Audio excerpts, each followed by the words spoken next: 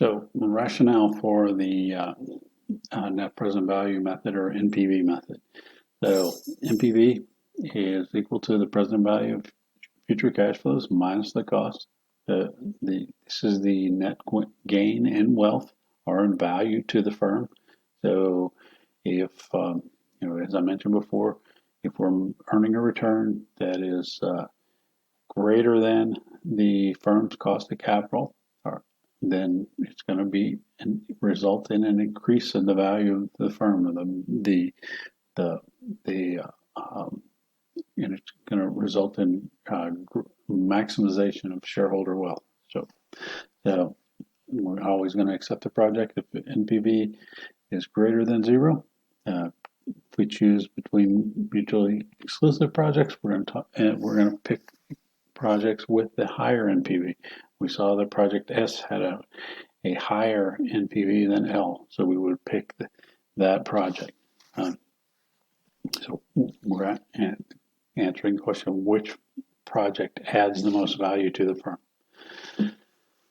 So more on the decision rules.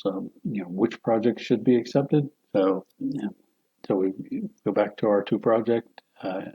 Project S, NPV is equal to $161.33. Project L, $108.67. So if they're mutually exclusive, meaning that we've got to pick between the two, we can't have both.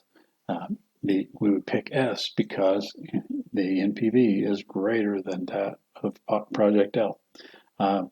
If they're independent projects, then we would accept them both, because both have net present values greater than zero. Both would add value to the firm. So next, we move on to IRR, or internal rate of return. The internal rate of return is the return that is earned if a project is purchased and held for its entire life. The decision rule for IRR: the project is acceptable if the IRR is greater than the firm's required rate of return. In most cases, we're talking about the firm's cost of capital.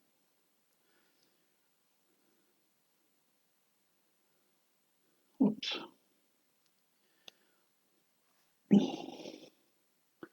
So the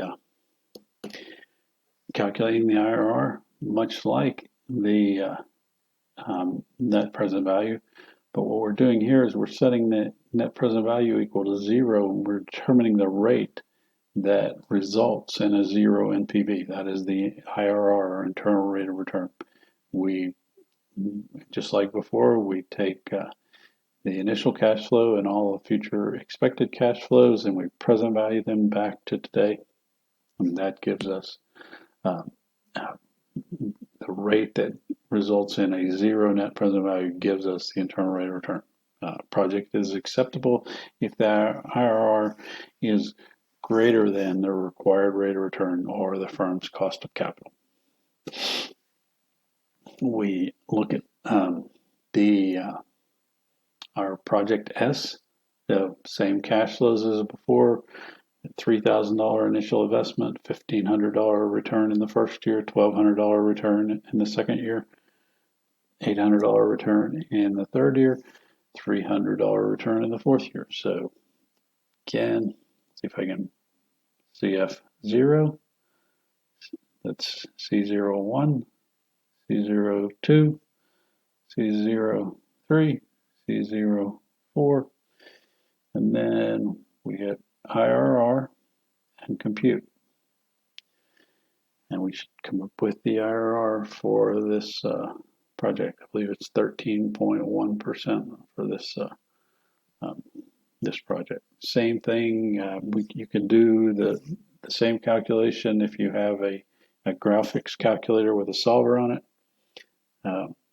The financial calculator, again, you're going to enter the cash flow in the cash flow register, then you press IRR and compute.